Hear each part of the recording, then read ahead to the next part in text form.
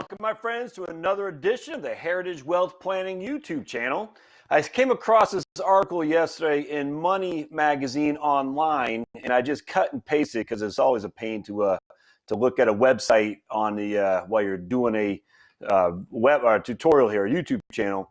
But it's very interesting to me because it says, "Is Social Security taxed? Here's what you need to know." So let's go. Let me minimize myself here. I go to the my Google Docs of this, and we're going to talk about it because, as you know, if you've been following my channel at all, the taxation of Social Security is a pet peeve of mine. I think it's completely irresponsible how few people know how Social Security is taxed, and it actually drives me up the wall.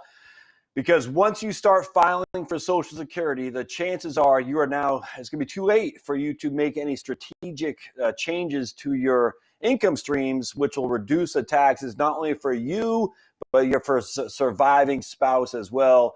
Go to my webinars on my book, 21 Reasons You Need a Roth IRA. I talk all about this, the strategies you need to implement now to avoid the taxation that you're going to face once you hit 70 and a half, but more importantly, the taxation the bomb that you're going to leave to your surviving spouse is just, it's irresponsible that Congress hasn't changed the law for this, in my opinion. And I'm going to beat that hammer down, boom, boom, boom, until something happens. Either you are educated or Congress pulls their head out of where and changes the law.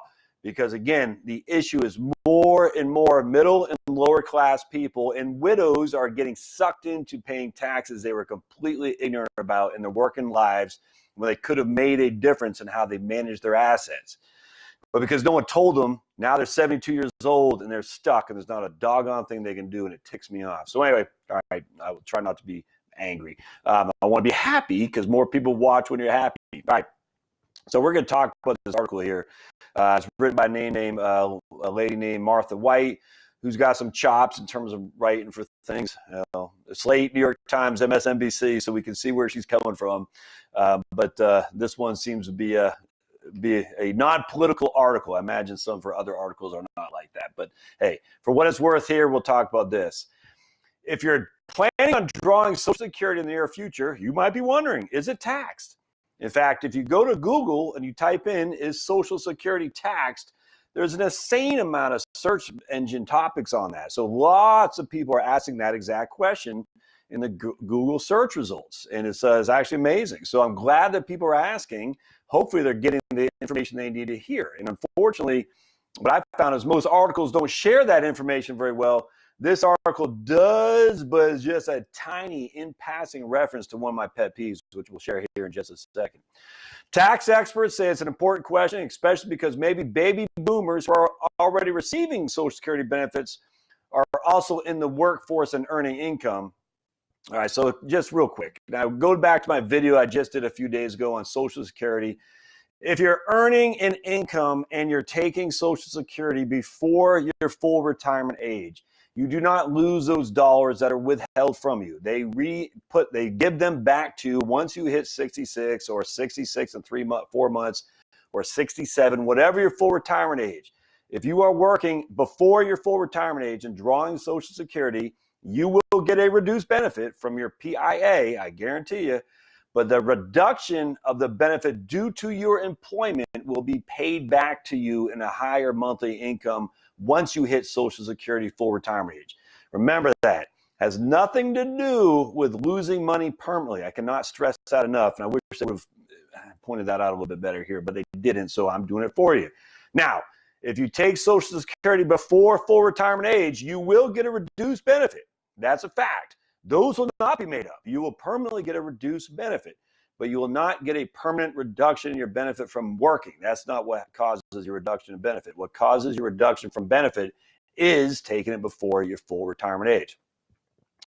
This is good to know. I like this one right here. This guy says, Gil from the Tax Institute at H&R Block, Social Security benefits are not taxable until their income reaches a certain level, which depends on your tax status. So 25,000 is single, 32,000 married filing jointly, and anything above that, it goes 25 to 34 if you're single, 32 to 44 if you're married. That's the beginning threshold, and that's called provisional income, which one guy makes mention of how you determine that here. And I have lots of videos on how to determine provisional income. This is the big one. If you currently draw income from a retirement account or pension, you could have to pay taxes on some of your Social Security benefits. Another reason is, okay, I don't care about the part-time job, but you could pay taxes on some of your Social Security benefits just because of the required distributions.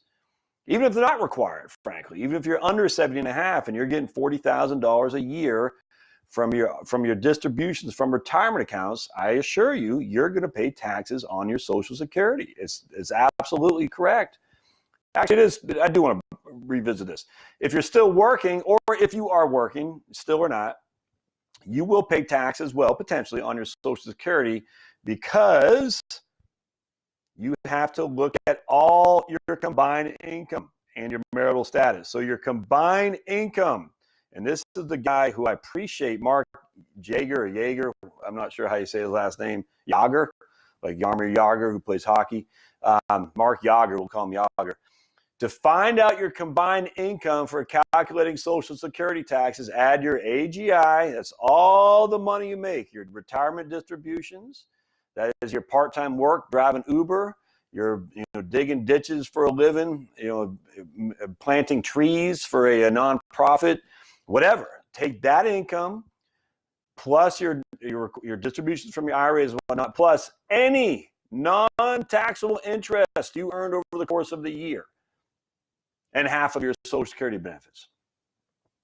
Why am I pausing there? Because I've been in this business so long, folks, I can't tell you how many people think their tax-exempt interest is truly tax-exempt. And again, I repeat this so I'm blue in the face. Your tax-exempt interest is tax-exempt from income tax, but it puts you in Social Security taxation. If you have nothing but tax-exempt interest and Social Security benefits, and yet the half your benefits is, let's say, it's $20,000 in Social Security, and you have $40,000 of tax-exempt interest, you have a provisional income of $60,000, which means you're going to pay taxes on your Social Security. And you can say all day long, but tax-exempt interest is tax-exempt. It's tax-exempt from income tax on that interest. It's not tax-exempt from Social Security taxation. It will put you in a higher taxation for Social Security. That's a fact. And this guy says it, thankfully, Mr. Mark there. The problem is they just pass that by in passing. That's all they talk about. It drives me crazy. That's it. That's just a brief mention. If you read his article just real quick, you'll notice that it doesn't jump out at you unless you're intuitively looking for that. And hopefully this website, my YouTube channel, will help you be intuitive on that. The gist is, if you're already single with income over $25,000 or a combined income of over $32,000, we talked about that, but that gives you in the first threshold of your Social Security taxation. From what we talked about before, when Ronald Reagan signed that law in 1983, it had a provision in the tax code that if you have $25,000 as a single taxpayer and $32,000 as a married taxpayer, you are going to pay taxes on a portion of your Social Security. Clinton added to that tax bill in 1993 that says if you're over $34,000 in combined income as a single taxpayer or $44,000 as a married taxpayer, you are now in the 85% threshold of how much you'll have to pay in taxes on Social Security. So just remember, you'll never pay more than taxes on 85% of your benefit. You'll never pay more than that on 85% of your benefits. So if you have $50,000 of benefits, I don't even know what that'd be. That'd be 30,000 something, 27,000 roughly right there. You'll never pay tax on more. No, it'd be 45,000, I guess, right about 45,000, 43,000. If you have more than 85, you'll never pay more tax than on 85% of your benefit. I just can't do the math in my head that quickly, even though I do have my trusty calculator. If you have $50,000 of Social Security tax, you will never pay more than you'll never pay tax on more than $42,500 of your benefit. Should have done that to begin with. For anyone using tax prep software, the program will automatically figure out how much you owe in Social Security tax. And that's great. I'm glad they do that. But the problem is, what were they doing before? What was happening before this? This is just reactionary. This is saying, this happened in the past, now you owe on this. Well, what was a proactive work to tell you about that from the past? So I'm telling you, if you are 55, 60, up to 60, and you haven't done any proactive tax planning, shoot, even at 50 years old, you got to start doing it now. And there'll be other examples where I show you the huge consequence of not doing it. And unfortunately, TurboTax, are they telling you as a 50-year-old married couple, hey, you might want to start thinking of some other tax ramifications for when you start taking Social Security? And the answer is no, because I'm telling you, if you have a sizable IRA or 401k or 403b with sizable RMDs, required minimum distributions, you're going to pay more and more and more in taxes on the RMD, but also on your Social Security benefit. Now you die, you leave it to your spouse. Your spouse is going to pay more because now she's no longer married, filing jointly, which is I've said a million times. But so she loses your standard deduction. Her tax bracket goes up from usually 12 to 22%, simply on the same amount of income. But also now, if she was making $25,000, if she was making $33,000 in Social Security, or $32,000 of a combined income, what's called provisional income, she wasn't paying tax while she was married to you, but now because it's over 25,000, she is. The same exact amount of money will increase her taxes on Social Security. It'll increase her taxes because her standard reduction is reduced by half, and her income tax bracket has gone up from 12 to 22% or whatever it is. The same amount of income. It's crazy, and it's just annoys me. All right, so let's see. The good news here is that no more than 85, we already talked about, no more than 85% of your Social Security benefits will be taxed. Still, it's good to keep those income thresholds in mind if you plan on working in retirement. I get the work and retirement thing.